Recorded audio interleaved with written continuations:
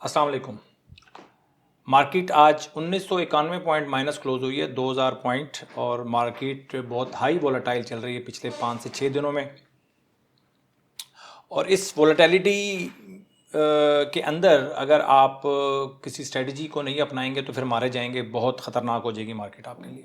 ठीक है, तो अगर वॉल्यूम को देखा जाए तो तकरीबन 381 मिलियन वॉल्यूम है 5 दिनों का। लास्ट जो है जो एवरेज वॉल्यूम है आज 274 मिलियन का वॉल्यूम हुआ है।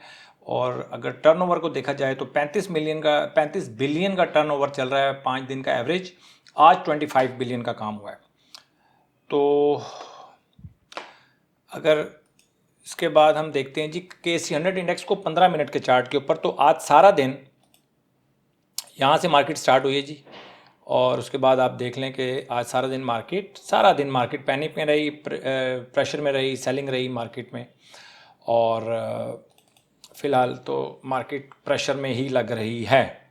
लेकिन कुछ चार्ट्स को हम डिस्कस करेंगे, ठीक है, उससे आपको अंदाज़ा होगा कि चार्ट्स कैसा परफॉर्म कर रहे हैं, डिफरेंट स्टॉक्स अब कैसा परफॉर्म कर रहे हैं। मार्केट कुछ नॉर्मल सी होती चली जा रही है, तो आपको टीकेटी के हवाले से भी बहुत सारी चीज़ें अब क्लियर होने वाली हैं। ठीक है, आज के चार्ट्स के अंदर वो बहुत सारी चीज़ें आपको पता चलेंगी। सबसे पहले हम FFL को डिस्कस करते हैं। आज कुछ कंस्ट्रक्शन का काम हो रहा है ऊपर ऑफिस में, तो हो सकता है आप थोड़े से डिस्टर्ब हों, थोड़ा बेयर कर लीजिएगा।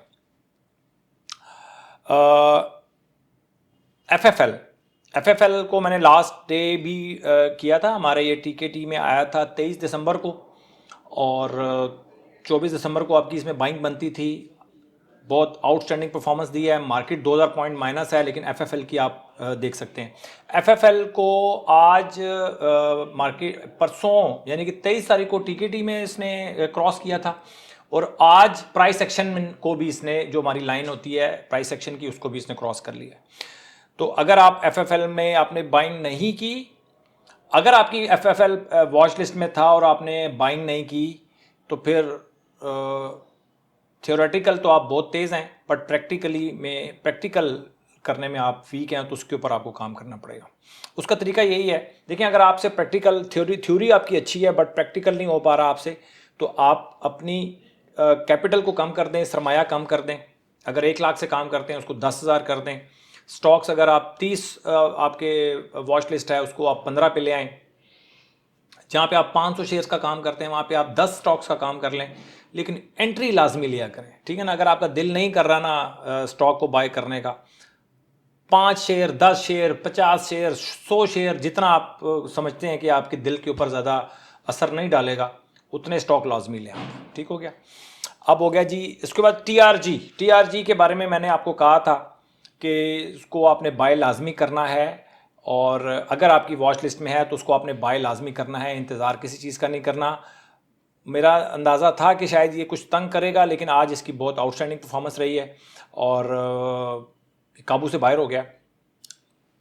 टीकेटी में भी आज इसकी बाइंग बनती थी टीकेटी के हवाले से अंडर, और जो प्राइस एक्शन था हमारा, प्राइस एक्शन के हिसाब से 68.15 के ऊपर ये स्ट्रॉन्ग है। देखते हैं जी, 68.15 याद रखिएगा, इसके ऊपर ये अच्छा इसने अपनी स्ट्रेंथ को शो करना है। इसके बाद है जी मारी को आप देख लें। अब मैं आपको टीकेटी की स्ट्रेंथ का बताता हूँ, इसकी पावर का बताता हूँ। देखें, मारी जब गिरना शुरू हुआ तो एक ग्रीन कैंडल बनी, उसके बाद दूसरी ग्रीन कैंडल बनी, बट ग्रीन कैंडल जो सेकंड बनी थी ना, वो 58.45 पे RSI क्लोज हुआ था। तो कुछ लोग कहते हैं यार 1-2 पॉइंट्स को फ़र्क नहीं पड़ता। देखें, 58.45, अगर आप इसके हाई के ऊपर बाय कर लेते तो खैर वो उसके हाई के ऊपर गया भी नहीं, और 60 से ऊपर अगर क्लोज होती तो फिर हमारी बाइंग इसमें बनती थी। वो बाइंग हमारी नहीं बनी, उसके बाद वो नीचे आ गया। हाई लगा 734 और आज क्लोज हुआ है 673। थोड़ा वीक लग रहा है, बट अब आपके पास अभी मौके हैं, आपके पास 2 मौके हैं। या तो आप प्राइस एक्शन को यूज़ करते हुए 735 के ऊपर इसको बाय करेंगे, या फिर टीकेटी का इंतजार करेंगे कि अब टीकेटी में अब इसकी कैंडल बनती है। अब बात करते हैं फौजी सीमेंट के हवाले से। फौजी सीमेंट को आप देख लें, यहाँ से मंदी स्टार्ट हुई है, ठीक है, और उसके बाद यहाँ से यहाँ तक गया, फिर ये नीचे आया, लेकिन हमारे टीकेटी ने हमें बाइंग नहीं करवाई फौजी सीमेंट के अंदर। ये वो पावर है जो बार बार मैं आपको बता रहा था कि टीकेटी की पावर को आपको तब अंदाज़ा होगा जब मार्केट नॉर्मल बिहेव करेगी। ठीक है, जब मंदी में जाएगी, मार्केट नॉर्मल बिहेव करेगी, कैसे आप टीकेटी कैसे आपको बचाता है। देखिए कोई भी नहीं आपको बता सकता कि यार ये नीचे आ रहा है, ऊपर जा रहा है, कहाँ पे बाय करना है, बट टीकेटी के अंडर अगर आप रहते हैं तो आप हमेशा सेफ रहेंगे। ठीक है, तो फौजी सिमट में ये सिर्फ चार्ट को डिस्कस करने का मतलब ही यही था कि जब यहाँ से मार्केट ऊपर जाती है फिर आपका दिल धक धक करना शुरू कर देता है और आप कहीं ना कहीं बाइंग कर लेते हैं पैनिक में आके। उसके बाद देखें वो दोबारा नीचे आना शुरू हो गया, उसके बाद अगर ये यहाँ तक आएगा आपकी तो कमर टूट जाएगी। तो अगर आपके पास पुरानी बाइंग पड़ी हुई है तो उसको आप मैनेज करें, नई बाइंग आपने नहीं करनी। नई बाइंग करनी है तो टीकेटी के अंडर ही करनी है, इसके अलावा आपने बाइंग नहीं करनी। स्टॉक मार्केट में अगर आपने बचना है और टीकेटी को अगर आपने अपना लिया, कभी भी क्रैश कैसा नहीं बनेगा, ये मैं आपको गारंटी कर रहा हूँ। ऊपर की जो आपकी बाइंग होती है, अगर आपको टीकेटी के बारे में फिर टीकेटी बार बार जिक्र करता हूँ तो जो नए लोग हैं जिनको टीकेटी का नहीं पता वो डिस्क्रिप्शन में जाएंगे, वहाँ पर टीकेटी के हवाले से पूरी मैंने एक बनाई हुई है, प्लेलिस्ट बनाई हुई है, 4 एपिसोड्स हैं, वो आपने देखनी है और बस फिर आपने खुद ही काम करना शुरू कर देना, आपको किसी मेंटोर की ज़रूरत नहीं पड़ेगी। तो ये फौजी सिमट की बड़ी अच्छी मिसाल है, इसीलिए मैंने ये मिसाल निकाली थी कि आपको पता चले कि टीकेटी करता क्या है बेसिकली। ठीक है, तो टीकेटी आपको इस तरह बचाता है। अगर इसके बाद अगर फौजी सिमट मंदी में चला गया ना तो आप बिल्कुल सेफ रहेंगे, आपको आपकी बैड बाइंग नहीं होगी। सबसे ज़्यादा जो स्टॉक मार्केट में नुकसान करते हैं ना, गिरती हुई मार्केट में नुकसान होता है। गिरती हुई मार्केट में लोग बाय कर लेते हैं और कहते हैं ये और कितना गिरेगा यार, ले लेते हैं। ठीक है ना, इस चक्कर में वो बाइंग पे बाइंग करते चले जाते हैं, वो मल्टीपल हो जाता है इफेक्ट। उसके बाद देखें सुई साउथ है। सुई साउथ कोई की भी एक लाइन मैंने देखें, सुई साउथ सुपर ट्रेंड में चल रहा था, सुपर से भी ऊपर चल रहा था। अगर आप सुई साउथ में आप बाइंग करना चाहते हैं तो आपको या तो 46 का इंतज़ार करना पड़ेगा, 48.20 का इंतज़ार करना पड़ेगा और क्लोज हुआ है ये 44.34, 48.20 के बाद ये अब ये ठीक होगा। उसके नीचे नीचे अगर रहता है तो तब आपने बाइंग नहीं करनी अनटिल अनलेस के टीकेटी आपको बाय ना करवा दें। ठीक है, लेकिन प्राइस एक्शन के हवाले से जब आप बाय करेंगे, टीकेटी तो अभी आपको बाय नहीं करवा रहा, अब आपके पास प्राइस एक्शन वाला मामला चल रहा है। प्राइस एक्शन में 48.20 क्रॉस करेगा तो आप उसको बाय करेंगे, अदरवाइज टीकेटी का इंतजार करेंगे कि कब वो टीकेटी के काबू में आती है सुई साउथ, तब अगर आप बाय करना चाहते हैं तो फिर आप बाय करेंगे। ये था जी आज का थोड़ा सा मुख्तसर सा समरी।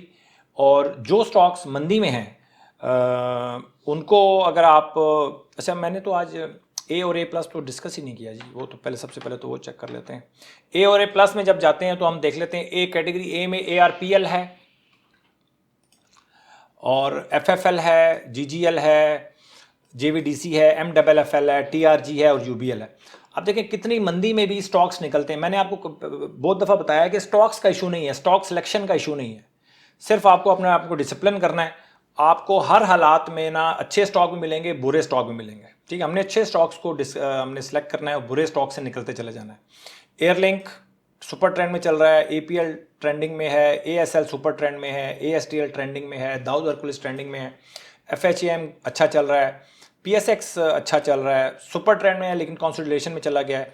सुई नॉर्थ ट्रेंडिंग है, ट्री ट्रेंडिंग में है और दीवान फारूक मोटर जो है वो अभी हमारे टीकेटी से आउट है। बाकी जितने भी स्टॉक्स हैं, ये सारे जितने भी स्टॉक्स हैं, सारे के सारे आप समझ लें कि अगर आप टीकेटी को अगर आप फॉलो कर रहे हो तो ये आपके पोर्टफोलियो का हिस्सा होने चाहिए। अगर कोई इनमें से स्टॉक्स आपके वॉच लिस्ट में है और आपके पोर्टफोलियो में नहीं है तो इसका मतलब है कि आप ठीक तरीके से टीकेटी को फॉलो नहीं कर रहे। तो आज की सर इतनी ही समरी थी और जो स्टॉक्स आज गिरे हैं उनमें आपका स्टॉप लॉस हिट हो जाना चाहिए, अदरवाइज़ ये चीज़ें बर्डन पे बर्डन बनता चला जाता है। एक दिन आज का दिन अगर आपने स्टॉप लॉस हिट नहीं करवाया और कल भी अगर मंदी हो जाती है फिर आप फंस जाते हैं। फिर आप कहते हैं यार अब तो गलती हो गई, अब इंतज़ार कर लेते हैं, ऊपर आएगा तो बेच देंगे। फिर कहीं ना कहीं वो चीज़ें फंस जाती हैं और वो फंसी रहती हैं, कई साल फंसी रहती हैं। ठीक है जी। अच्छा, मसला उन चीज़ों का फंसने का नहीं है, वो आपके पास पैसे पड़े हुए हैं, वो चले महीना 2 महीना साल 2 साल के बाद वो रेट आ ही जाएगा, वो मसला नहीं है। स्टॉप लॉस का ये फायदा होता है कि आपके पैसे खुले हो जाते हैं। जब आपके पैसे खुले हो जाते हैं ना तो आप ख़राब चीज़ में फंसने के बजाय और चीज़ों की अपॉर्चुनिटी को मिस करते चले जाते हैं। तो वो अब फर्ज कर लें आपने कोई स्टॉक रखा हुआ है, 2 साल आप फंसा के रखे हैं, आपने उसमें आपका पैसा भी गया, आपका टाइम भी गया। तो पैसे को हमने मल्टीपल करना होता है, उसको यूज़ करना होता है। तो अगर आप ये सोच रहे हैं कि यार हमारे पास होल्डिंग पावर है और हम स्टॉक को होल्ड कर लेंगे, हम अपने लॉस को बुक क्यों करें, तो ये सबसे बड़ी मैं समझता हूँ खराबी की जड़ यही है। क्यों कि उस पैसे को हमने हो सकता है 10 दफ़ा रोल करते, 20 दफ़ा रोल करते, 30 दफ़ा रोल करते, वो पैसे आपने फंसा लिए, रोलिंग से पैसे बाहर हो गए और हमारा जो प्रॉफिट होना था वो हम प्रॉफिट नहीं बना सके। अपना बहुत ख्याल रखें, अपनी इन्वेस्टमेंट का ख्याल रखें। स्टॉप लॉस का मैंने आपको कहा था कि स्टॉप लॉस लगा होना चाहिए। और फिर भी अगर कोई गिला शिकवा है मुझसे आपको, तो वो आप कमेंट सेक्शन में बता सकते हैं कि क्या गिला शिकवे हैं। बाकी कुछ सवाल आपके इकट्ठे हुए हैं, मैं कल कोशिश करूंगा जुमे से पहले पहले वो मैं आपको कुछ सवालों के जवाब, जो टेक्निकल क्वेश्चंस हैं आपके, उनका जवाब मैं आपको दे सकूं। Thank you very much.